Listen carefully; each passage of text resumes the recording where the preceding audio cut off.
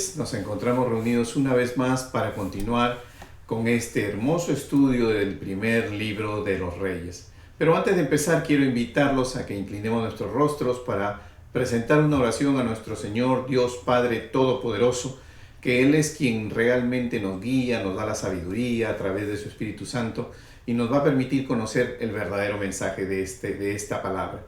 Inclinemos nuestros rostros. Señor, te damos gracias por esta noche, te damos gracias porque tú, Señor, eres quien nos conduce, eres quien, Señor, nos revela, nos da el entendimiento, y te pedimos que el día de hoy, Señor, la sabiduría de lo alto, la que viene de ti, Señor, sea derramada no solamente sobre mí, sino sobre todos aquellos, Señor, que están viendo esta clase, para que el entendimiento venga sobre ellos. Te lo pedimos, Señor, en el precioso y maravilloso nombre de nuestro Señor Jesucristo. Amén, amén y amén. Hermanos, buenas noches. Nos encontramos una vez más reunidos para continuar con el estudio del primer libro de Reyes. Como ustedes han podido ver, hasta la anterior clase, que fue la clase número 5, terminamos estudiando el capítulo 10. Hoy nos corresponde a nosotros entrar en lo que vendría a ser el capítulo 11 y 12. Para efectos de estos estudios del capítulo 11 y 12, como ya hemos visto y hemos cerrado en el estudio anterior con la historia del rey Salomón, y hemos visto cómo el rey ya se venía desviando desde el principio, ¿no? Cuando él comenzó a acumular, y hicimos ver cómo en la ley de Deuteronomio, vemos ahí cómo en la ley que se le da en Levíticos, vimos cómo realmente el Señor pidió que no se amontonaran ni caballos ni se amontonara dinero en las cantidades que él lo hizo. Sin embargo, ya vemos cómo desde ahí Salomón comienza a distorsionar su conducta, pero por un lado, pero por el otro lado vemos a un Salomón entregado completo, donde entregó su corazón y su mejor intención para construir la casa de Dios.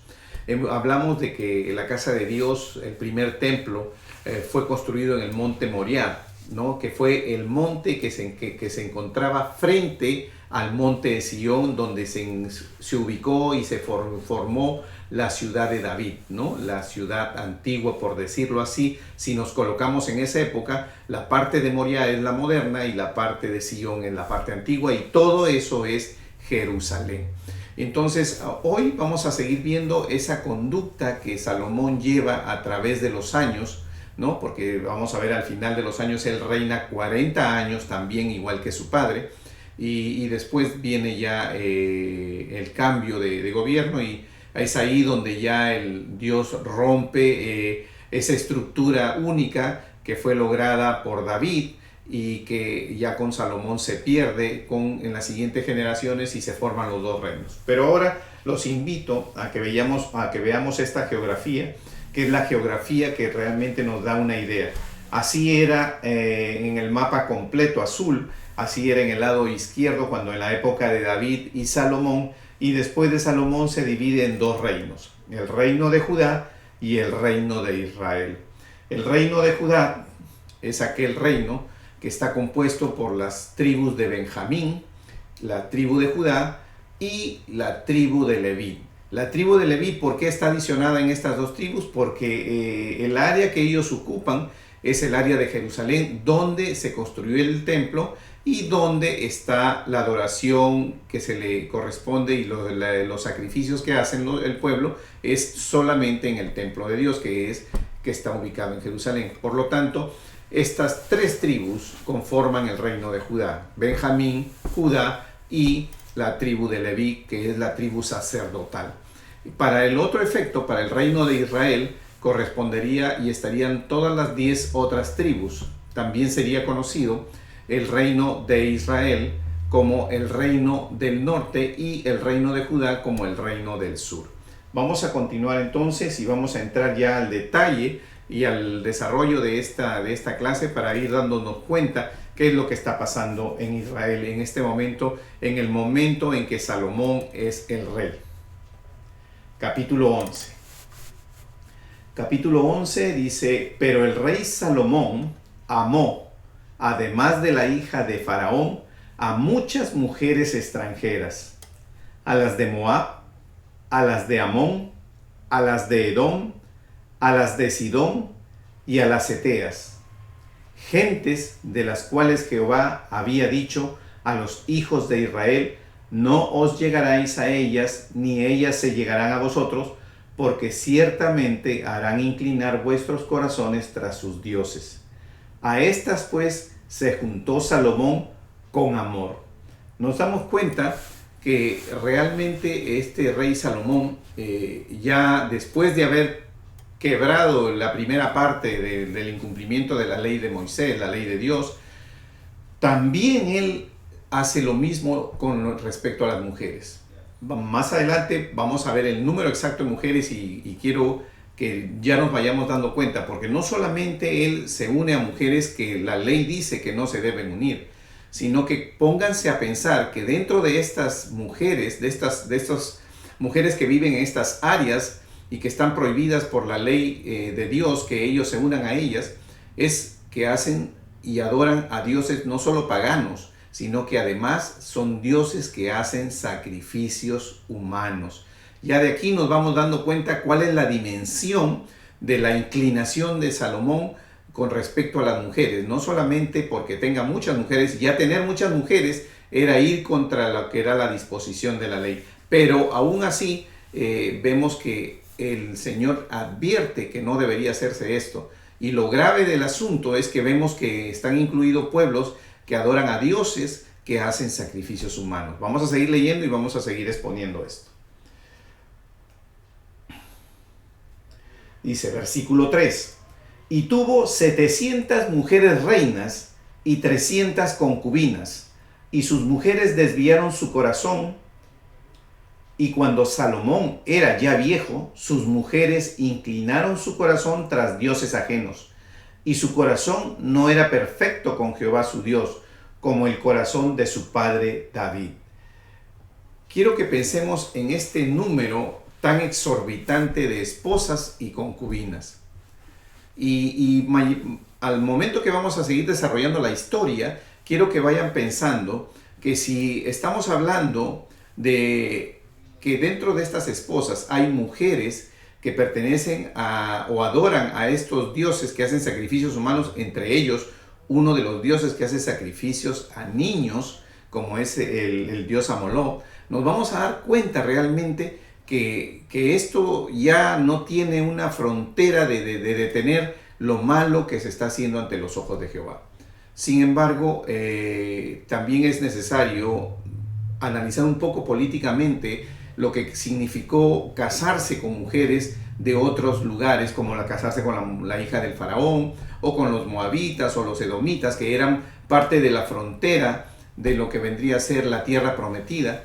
Se acostumbraba en aquella época, como una costumbre, que los reyes tenían ese lazo matrimonial con sus vecinos para vivir en paz, para evitar la guerra. Si bien es cierto, Salomón vivió en paz, también es cierto que Salomón no tenía 1000 países rodeándolo a él para justificar que había, o 700 esposas para decir tenía 700 países queriendo hacer la guerra y que por razones de paz él hizo eso. De ninguna manera. Esto significa que él no podría haber tomado que la costumbre era inicialmente casarse para evitar conflictos con Egipto y casarse con la esposa de la hija del faraón, o conflictos con los edomitas y casarse con alguna mujer edomita, o con las moabitas, pero en realidad cuando vemos el número sabemos que esto ya no es así. Ya sabemos que aquí hay una inclinación especial por querer tener mujeres.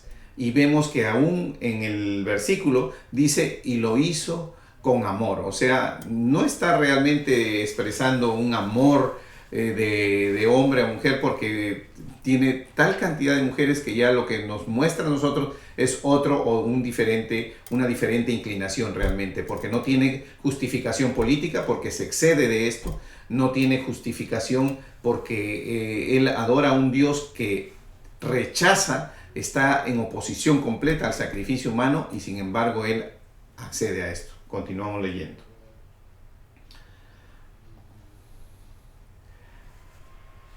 Dice, versículo 5, porque Salomón siguió a Astoret, diosa de los sidonios. Recuerden que Tiro y Sidón es el área de los sidonios.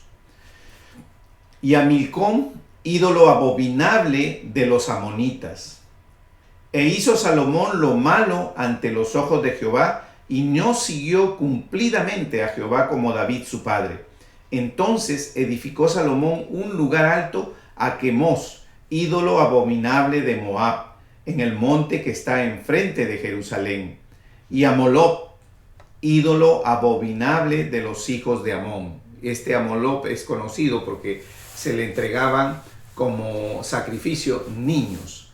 Imagínense ustedes ahora, cuando comencemos a leer la historia, Salomón tiene 700 esposas, 300 concubinas. Vamos a ver cuántos hijos le identifica la palabra de Dios a Salomón. Y aquí va a ser sorprendente, porque si estas personas, si él edificó un lugar alto, o sea, un lugar especial para que estas mujeres de estos pueblos puedan rendir su culto a sus dioses con sacrificios, si él se asoció construyendo estos lugares, tenía que haber tomado hijos para ponerlos en sacrificio. La pregunta es, ¿a qué hijos tomaron? ¿A los hijos del pueblo de Israel?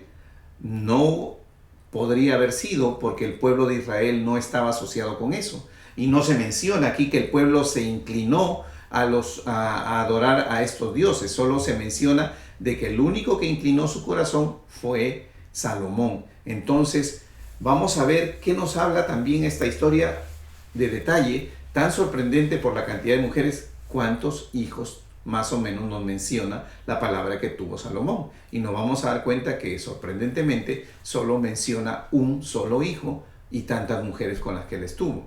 Eso significa que los hijos que debieron haber sido sacrificados, probablemente, no dice la palabra, pero probablemente hayan sido también producto de haber sido engendrados por el propio Salomón, porque estas mujeres, esa era la costumbre. O tal vez mujeres que traían niños de sus propios pueblos. No sabemos con certeza, pero sí es un poco intrigante. Vemos cómo realmente un hombre con 1000 mujeres solo menciona un hijo. Continuamos. Y dice aquí en versículo 6, ya lo hemos leído, versículo 7, entonces edificó Salomón un lugar alto a Quemos, ídolo abominable de Moab, en el monte que está enfrente de Jerusalén, y a Moloc, ídolo abominable de los hijos de Amón. Versículo 8, así hizo para todas sus mujeres extranjeras, las cuales quemaban incienso y ofrecían sacrificio a sus dioses. Entonces ya sabemos que el tipo de sacrificio que se ofrecía era humano en algunos casos. Versículo 9, y se enojó Jehová contra Salomón, por cuanto su corazón se había apartado de Jehová, de Dios de Israel, que se le había aparecido 2 veces. Aquí yo lo he resaltado, se le había aparecido 2 veces. ¿Qué significa que tuvo 2 encuentros físicos, por decirlo así, ¿no? Por parte de él, poniéndonos en la posición de él, 2 encuentros directos con Dios? Dios se le mostró en 2 oportunidades. Y eso también nos hace ver a nosotros que el hecho de tener el contacto con Dios, de que Dios se nos muestre, se nos revele, no produce santidad ni produce que nuestro corazón realmente actúe de manera adecuada. Porque Salomón, que tuvo no 1, 2, hay gente que nunca tuvo, hay nosotros a quienes hoy día nos seguimos por fe de la palabra de Dios, porque no hemos visto, no hemos vivido ni en el tiempo del Antiguo Testamento ni en el tiempo de nuestro Señor Jesucristo. Sin embargo, creemos fehacientemente en su palabra. Sin embargo, él tuvo 2 encuentros y aún así no produjo santidad, porque la santidad no se produce por el encuentro momentáneo con Dios, cuando nos transmite su palabra, cuando nos habla audiblemente o cuando nos habla en nuestro corazón o con un evento específicamente sorprendente en nuestras vidas. Él se muestra para nosotros. Ese momento no produce santidad permanente para el hombre, pero sí le produce la oportunidad de poder caminar en santidad, de la manera que de ese momento para adelante el hombre tome una decisión de seguir las cosas que son conforme a Dios. Porque Dios se agrada de los corazones que toman la decisión. Dios no controla. Si Dios hubiera pensado de que solo su presencia ya lo hace santo, entonces hubiéramos dicho, oh, entonces Salomón era un hombre santo. Y vemos aquí que pese a 2 encuentros, no lo fue así. Entonces, para remontarnos a los tiempos actuales, no confundamos que el hecho de que una persona nos dé testimonio de haber tenido un encuentro especial con Dios y consideremos que ya esa persona es santificadamente en ese momento. No. Lo que sí es que podemos afirmar que esa persona desde ese momento debe mostrar una conducta que norme, que realmente nos enseñe que camina en santificación, porque todos los días es un actuar diario de todos los días. Continuamos. Versículo 10. Y le había mandado acerca de esto que no siguiese a dioses ajenos, mas él no guardó lo que le mandó Jehová. Y dijo Jehová a Salomón: por cuanto ha habido esto en ti, y no has guardado mi pacto y mis estatutos, que yo te mandé, romperé de ti el reino y lo entregaré a tu siervo. Recuerden ustedes que realmente Dios hizo un pacto con David. Sabemos que David es reconocido porque tenía el corazón conforme a Jehová. Entonces vemos aquí que un Salomón, su hijo, que construye el templo con el mejor corazón del mundo, que pone de sus mayores recursos que pueden haber. Él entrega sus mayores recursos que pueden haber. Sin embargo, nos vamos a dar cuenta que en ningún momento Salomón, vemos a través de la historia que pese a todo ello, en ningún momento él trata de hacer las cosas diferentes. Él, muy por el contrario, todo lo que le sucede alrededor siempre termina desviándolo. Siempre él termina haciendo lo incorrecto. Por eso es necesario que nosotros nos detengamos un momento para no equivocarnos de cómo Dios viene trabajando a través de la vida de los hombres. ¿No? Dice versículo 11, y dijo Salomón: por cuanto ha habido esto en ti y no has guardado mi pacto y mis estatutos que yo te mandé, romperé de ti el reino y lo entregaré a tu siervo. Pese también a que cuando él terminó de construir el templo, dice bien claro la palabra, que la gloria de Dios descendió sobre el templo. Podemos empezar a caminar en las cosas de Dios y la gloria de Dios en los templos, en las iglesias que formamos, viene porque ponemos inicialmente el mejor corazón, pero es muy importante que para que la gloria de Dios se quede, para que la manifestación del Espíritu Santo sea, debemos nosotros creer y cumplir en la palabra de Dios. Debemos caminar conforme a los mandamientos y estatutos de Dios, y es así como se lo pidió en aquella oportunidad, y sin embargo vemos que no lo cumplió. Versículo 13 dice: pero no romperé todo el reino, sino que daré una tribu a tu hijo por amor a David mi siervo y por amor a Jerusalén, la cual yo he elegido. Y Jehová suscitó un adversario a Salomón, o sea, se acabó el tiempo de paz. Le hizo un adversario para que empiece una guerra. Hadad edomita, de sangre real, el cual estaban en Edom, porque cuando David estaba en Edom y subió a Joab, del general del ejército, a enterrar los muertos, y mató a todos los varones de Edom, porque 6 meses habitó allí Joab y todo Israel, hasta que hubo acabado con todo el sexo masculino en Edom. Hadad huyó, y con él algunos varones edomitas de los siervos de su padre, y se fue a Egipto. Era entonces Hadad un muchacho pequeño. ¿Se dan cuenta ustedes cómo en este momento ya Salomón, que vivió un tiempo completo de paz, ya Dios comienza a ponerle conflictos en su reino? Versículo 18 dice: y se levantaron de Madián y vinieron a Parán, y tomando consigo hombres de Parán vinieron a Egipto, a Faraón rey de Egipto, el cual les dio casa y les señaló alimentos y aún les dio tierra. En otras palabras, los recibió muy amablemente. Y halló Hadad gran favor delante de Faraón, el cual le dio por mujer la hermana de su esposa, la hermana de la reina Tapenes. Y la hermana de Tapenes le dio a luz su hijo Genubat, el cual destetó Tapenes en casa de Faraón, y estaba Genubat en casa de Faraón entre los hijos del Faraón. O sea, este muchacho estaba creciendo dentro de la realeza de Egipcia. Y oyendo Hadad en Egipto que David había dormido con sus padres y que era muerto Jehová, general del ejército, Hadad dijo a Faraón: déjenme ir a mi tierra. Faraón le respondió: ¿por qué? ¿Qué te falta conmigo que procuras irte a tu tierra? Él respondió: nada, con todo te ruego que me dejes ir. Dios también levantó por adversario contra Salomón a Rezón. O sea, ya vamos viendo un segundo adversario. En otras palabras, la paz de Salomón se acabó en los últimos años de su gobierno. ¿Por qué? Porque realmente había ido contra las cosas de Jehová. No rompió el reino, pero sí la paz. Dice Salomón, a Rezón, hijo de Eliada, el cual había huido de su amo Hadad Ezer, rey de Soba, y había juntado gente contra él, y se había hecho capitán de una compañía cuando David deshizo a los de Soba. Después fueron a Damasco y habitaron allí y le hicieron rey en Damasco.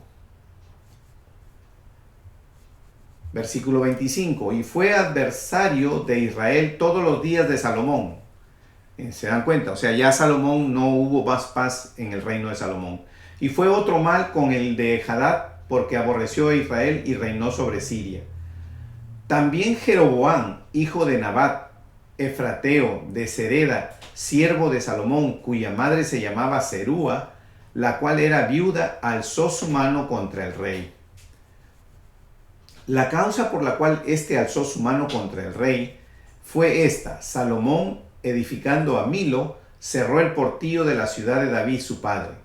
Y este varón, Jeroboam, que más adelante lo vamos a conocer como el rey del reino del norte y que es el reino de Israel, dice: y este varón Jeroboam era valiente y esforzado, y viendo Salomón al joven, que era hombre activo, le encomendó todo el cargo de la casa de José.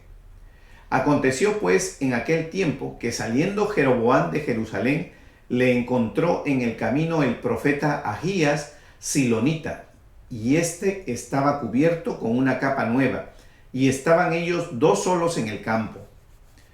Y tomando Ahías la capa nueva que tenía sobre sí, la rompió en 12 pedazos, que es una representación de las 12 tribus. Y dijo a Jeroboam: toma para ti los 10 pedazos, porque así dijo Jehová, Dios de Israel: he aquí, yo rompo el reino de la mano de Salomón, y a ti te daré 10 tribus, y él tendrá una tribu por amor a David, mi siervo, y por amor a Jerusalén, ciudad que yo he elegido de todas las tribus de Israel. Por cuanto me han dejado y han adorado a Astoret, diosa de los sidonios, a Quemos, dios de Moab, y a Moloc, dios de los hijos de Amón, porque adoraron dioses paganos o otros dioses que no era el Dios de Israel, y no han andado en mis caminos para hacer lo recto delante de mis ojos, y mis estatutos y mis decretos, como hizo David su padre. Pero no quitaré nada del reino de sus manos, sino que lo retendré por rey todos los días de su vida, por amor a David mi siervo, al cual yo elegí, y quien guardó mis mandamientos y mis estatutos. Vuelve a reconfirmar que pese a que está viviendo ya tiempos conflictivos, no lo va a remover del gobierno. Quiere decir que ninguno de estos atacantes lo iba a poder conquistar, pero sí lo iban a molestar. Dice 35, pero quitaré el reino de la mano de su hijo y lo daré a ti las 10 tribus. Porque este es el siervo que le dice, ¿se recuerdan que hemos leído que dice, le daré tu reino a tu siervo? Este es al que se está refiriendo en este momento, a Jeroboam. Y su hijo, dice, ¿no? 36 dice, y a su hijo daré una tribu para que mi siervo David tenga lámpara todos los días delante de mi Jerusalén. Y observen, porque hablamos de 12 tribus y dice la palabra que el profeta Ahías rompe el manto en 12 pedazos y le entrega 10 pedazos a Jeroboam, y estamos teniendo en cuenta que hay 2 tribus más, ¿no? Que sabemos que al final son la tribu de Benjamín y la tribu de Judá. Sin embargo, cuando estamos leyendo el relato, vamos a leer algo que en este momento lo voy a explicar, y dice, habla de una tribu. Observen.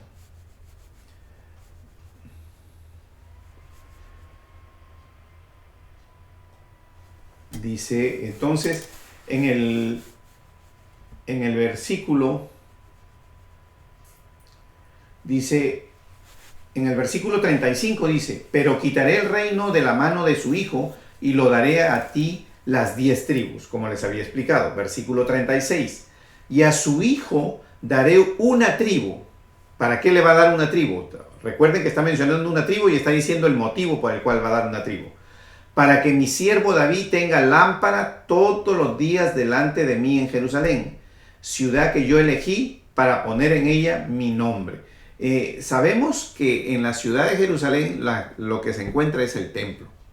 Entonces podemos tomar en cuenta que cuando dice romperé el reino y te daré 10 a ti tribus, las otras 2 serían Benjamín y Judá, y la tribu que le está mencionando es la tribu para mantener la lámpara. ¿Dónde está la lámpara? Dentro del templo, ¿no? ¿Dónde está? ¿Dónde él eligió, cuando hemos leído en los capítulos anteriores, su nombre poner? Dentro del templo. Él glorificó el templo que hizo Salomón. Entonces le está entregando, podemos suponer que se está refiriendo a la tribu de Leví, que le está dando como una especial acción para que mantenga encendido lo que vendría a ser la adoración a Dios y los sacrificios en el templo. 37 dice, yo pues te tomaré a ti y tú reinarás en todas las cosas que deseare tu alma y serás rey sobre Israel. Y si prestares oído a todas las cosas que te mandare y anduvieres en mis caminos e hicieres lo recto delante de mis ojos, guardando mis estatutos y mis mandamientos, como hizo David mi siervo, yo estaré contigo y te edificaré casa firme, como la edifiqué a David, y yo te entregaré a Israel. Le está diciendo, en este momento ya no se está refiriendo a lo que vendría a ser Jeroboam, sino se está refiriendo al hijo de Salomón, a Roboam. Le está diciendo, tomarás 2, y si tú haces correcto, haces bien, sigues mis mandamientos, eres obediente, entonces te entregaré Israel, o sea, te adicionaré las 10 y tu reino será firme. Recuerden que más o menos es una figura repetitiva de lo que le pasó a David. David entró y fue rey de Hebrón nada más, ¿no? Vino él y se posicionó en Hebrón, y fue rey de la tribu de Judá. Solo de la tribu de Judá. En aquel entonces, el primer reinado de 7 años de David fue solo de la tribu de Judá, y posteriormente Dios le entrega todo el reinado, ¿no? Incluyendo las 11 tribus restantes y la tribu de Leví, que es la tribu que presta el servicio en el templo. Entonces, en este momento a Roboam, el hijo de Salomón, el nieto de David, le está diciendo, si haces correcto, entonces las 10 tribus del reino del norte de Israel te las entregaré a ti. Seguimos. Dice, y yo afligiré la descendencia de David a causa de esto, o sea, los que vienen en la línea de la casa de David, mas no para siempre, o sea, por un tiempo. Por esto Salomón procuró matar a Jeroboam. O sea, Salomón no había muerto cuando todo esto, de una u otra manera, Dios se lo revela a través de los profetas, ¿no? Las profetas comienzan a hablar con estas personas, cuando el profeta habla con Jeroboam, cuando se anuncia esto para Roboam. Entonces Salomón trató de matar a Jeroboam. ¿Para qué? Para evitar que recibiera las 10 tribus. Pero Jeroboam se levantó y huyó a Egipto, a Sisac, rey de Egipto, y estuvo en Egipto hasta la muerte de Salomón. Dice, versículo 41, los demás hechos de Salomón y todo lo que hizo y su sabiduría no está escrito en el libro de los hechos de Salomón. Los días que Salomón reinó en Jerusalén sobre todo Israel fueron 40 años, igual que su padre. Y durmió Salomón con sus padres y fue sepultado en la ciudad de su padre David, y reinó en su lugar Roboam su hijo. pero ya sabemos que ya reinó sobre un reino dividido, conocido como el reino del norte y el reino del sur, o el reino de Israel y el reino de Judá. El reino de Israel son 10 tribus y el reino de Judá son 3 tribus. Benjamín, la tribu de Judá, y la tribu de Leví, que es la tribu sacerdotal. Dice, capítulo 12. Roboam fue a Siquem porque todo Israel había venido a Siquem para hacerle rey. Y aconteció que cuando lo oyó Jeroboam, hijo de Nabat, que aún estaba en Egipto, a donde había huido delante del rey Salomón y habitaba en Egipto, enviaron a llamarle. Vino pues Jeroboam y toda la congregación de Israel y hablaron a Roboam, diciendo, tu padre agravó nuestro yugo, mas ahora disminuye tú algo de la dura servidumbre que tu padre y del yugo pesado que puso sobre nosotros, y te serviremos. O sea, en este momento le están hablando a Roboam, ¿no? Le dicen, porque le están diciendo, haciéndole ver de que Salomón como que impuso una carga muy fuerte de trabajo y de impuestos, y le piden que él aligere la carga, la pesada carga sobre el pueblo. En el versículo 6 dice, entonces el rey Roboam pidió consejo a los ancianos que habían estado delante de Salomón su padre cuando vivía, y dijo, ¿cómo aconsejáis vosotros que responda a este pueblo? Y ellos le hablaron diciendo, si tú fueres hoy siervo de este pueblo, y los sirvieres, y respondiéndoles buenas palabras les hablares, ellos te servirán para siempre. Le está diciendo, trátalos bien, y ellos gustosamente te servirán. No solo te servirán porque son tus súbditos, sino porque tienen el deseo en su corazón de servicio, pero trátalos bien. Versículo 8. Pero él dejó el consejo que los ancianos le habían dado y pidió consejo de los jóvenes que se habían criado con él, y estaban delante de él. Y les dijo, ¿cómo aconsejáis vosotros que respondamos a este pueblo que me ha hablado diciendo, disminuye algo del yugo que tu padre puso sobre nosotros? Versículo 10. Entonces los jóvenes que se habían criado con él le respondieron diciendo, así hablarás a este pueblo que te ha dicho estas palabras. Tu padre agravó nuestro yugo, mas tú disminúyenos algo. Así le hablarás. El menor dedo de los míos es más grueso que los lomos de mi padre. En otras palabras, les estuvo diciendo que él va a ser mucho más duro, que una sola cosa tan pequeña de él va a significar mucho más dura que lo que su padre les había dado en ese tiempo. Y seguimos para explicar aquí. Ahora pues mi padre os cargó de pesado yugo, mas yo añadiré a vuestro yugo. Mi padre os castigó con azotes, mas yo os castigaré con escorpiones. Hay que hacer mención aquí de que cuando él dice yo os castigaré con escorpiones, no está hablando de que va a tomar animales, este insecto, este animalito, y lo va a poner para que le piquen a las personas. No, se está refiriendo al látigo regular con el que eran azotados cuando eran castigados. Le llamaban escorpiones porque le ponían en la punta final pequeñas piedras o puntas o algunas especies de clavos para que cuando flagelen a la gente, lastime. Recuerden que cuando Jesús es flagelado con un látigo que contenía estas cosas en la punta. Seguimos. Entonces, eso es lo que les quiere decir, que los va a castigar ya no con lazo regular, sino con lazos que tengan puntas, cosas incrustas en la punta para que lastimen y saquen carne cuando los reciban el castigo. Versículo 12. Al tercer día vino Jeroboam con todo el pueblo de Roboam, según el rey lo había mandado, diciendo, volved a mí al tercer día. Y el rey respondió al pueblo duramente, dejando el consejo de los ancianos le habían dado. O sea, él les pidió que regresaran en 3 días y dejó de lado el consejo de los ancianos. Y les habló conforme al consejo de los jóvenes, diciendo, mi padre agravó vuestro yugo, pero yo añadiré a vuestro yugo. Mi padre os castigó con azotes, mas yo castigaré con escorpiones. O sea, hace la misma transmisión al pueblo que se le habían aconsejado estos jóvenes que habían crecido en el tiempo de él.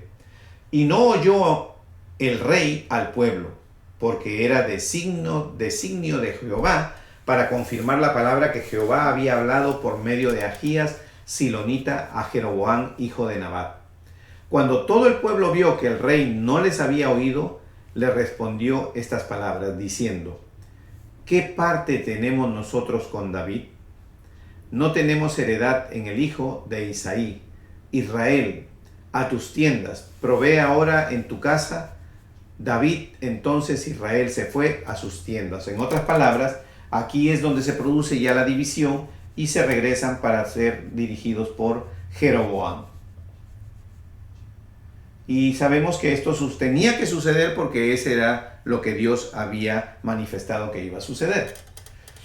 Versículo 17 dice: pero reinó Roboam sobre los hijos de Israel que moraban en las ciudades de Judá.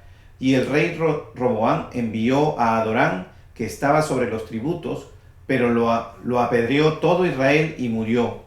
Entonces el rey Roboam se apresuró a subirse en su carro y huir a Jerusalén. Así se apartó Israel de la casa de David hasta hoy.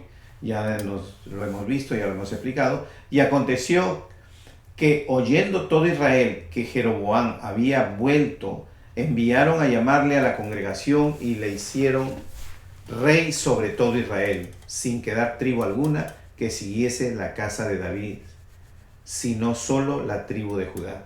Y cuando Roboam vino a Jerusalén, reunió toda la casa de Judá y a la tribu de Benjamín, 180,000 hombres guerreros escogidos con el fin de hacer la guerra a la casa de Israel y hacer volver el reino a Roboam, hijo de Salomón. Pero vino palabra de Jehová a Semaías, varón de Dios, diciendo: habla a Roboam, hijo de Salomón, rey de Judá, y a toda la casa de Judá y de Benjamín. ¿Se dan cuenta? O sea, ya aquí estamos viendo de que sí reconoce la palabra, de que cuando habla de la tribu de Judá, está hablando de Judá y Benjamín. Por eso es que cuando dice te daré una tribu, era exclusivamente solo para el templo. Entonces ahí se conforma estas 3 tribus como el reino de Judá. Y a los demás del pueblo diciendo: así ha dicho Jehová, no vayáis ni peleéis contra vuestros hermanos los hijos de Israel. Volveos cada uno a su casa, porque esto lo he hecho yo. Y ellos oyeron la palabra de Dios y volvieron y se fueron conforme a la palabra de Jehová. En otras palabras le dijo: no vayan a pelear ni vayan a tratar de conquistarse, porque esto es por mandato de Dios. Y de una u otra manera aquí vemos que ambos en ese momento tienen una obediencia empujada por las circunstancias a tener que aceptar. Entonces, dice versículo 25, entonces reedificó Jeroboam a Siquem en el monte de Efraín, y habitó en ella, y saliendo de allí reedificó Penuel. Y dijo Jeroboam en su corazón: ahora se volverá el reino a la casa de David. Si este pueblo subiera a ofrecer sacrificios a la casa de Jehová en Jerusalén, porque el corazón de este pueblo se volverá a su señor Roboam, rey de Judá, y me matarán a mí, y se volverán a Roboam, rey de Judá. ¿Qué tenía él? Tenía un temor de que el pueblo el área del norte, que se conoce como el reino de Israel, baje como era de costumbre y realice sus sacrificios en el templo que era el área del reino de Judá en Jerusalén. Y pensando que esto iba a hacer que el pueblo después retroceda de estar con él y vuelva con Roboam. Y habiendo tenido consejo, hizo el rey 2 becerros de oro y dijo al pueblo: bastante habéis subido a Jerusalén. He aquí tus dioses, oh Israel, los cuales te hicieron subir de la tierra de Egipto. Recuerden de que esto de los bueyes lo vimos ya cuando Moisés y Aarón estuvieron a las faldas del monte de Sinaí, y Moisés sube y se queda Aarón. El pueblo pide y presiona porque Moisés no bajaba, y en ese momento Aarón permite la construcción de este buey, y aquí se repite la figura. Y puso uno en Betel y otro en Dan. Y esto fue causa de pecado, porque el pueblo iba a adorar delante de uno hasta Dan. Hizo también casas sobre los lugares altos, e hizo sacerdotes entre el pueblo que no eran de los hijos de Leví. O sea, en otras palabras, Jeroboam instaló dos sedes para que adoren el pueblo y puso uno en cada lado de estos bueyes que hizo como estatuas para que adoraran. Y no solo eso, sino que tras quebrantar la norma de Dios, también nombró sacerdotes que no eran de la tribu de Leví, cuando el Señor había dispuesto que solo los de la tribu de Leví podrían haber sido escogidos sacerdotes. Entonces ahí nos vamos dando cuenta que se inició en un gobierno total y absolutamente con una base inadecuada, violando todas las reglas de Dios. Entonces se instituyó Jeroboam fiesta solemne en el mes octavo, a los 15 días del mes, conforme a la fiesta solemne que se celebraba en Judá. ¿Qué es lo que hizo este Jeroboam? Repitió exactamente las cosas como sucedían en el otro lado, en el del sur. ¿Para qué? Para que la gente no tenga la necesidad de ir y bajar. Lo que quiso y trató de hacer es suplantar la adoración, el proceso totalmente que Dios diseñó en Levíticos para la adoración y los sacrificios. Así hizo en Betel, ofreciendo sacrificios a los becerros que había hecho. Ordenó también en Betel sacerdotes para los lugares altos que él había fabricado. 33. Sacrificó pues sobre el altar que él había hecho en Betel a los 15 días del mes octavo, el mes que él había inventado en su propio corazón, e hizo fiesta a los hijos de Israel y subió al altar para quemar incienso. En otras palabras, hizo su propio día feriado. Eso es lo que él hizo. Por último, al principio trató de seguir las mismas fechas, pero al final terminó diciendo, este es un tiempo para celebrar, que a él simplemente se le ocurrió. O sea, total y absolutamente desviado el pueblo de Israel desde sus inicios.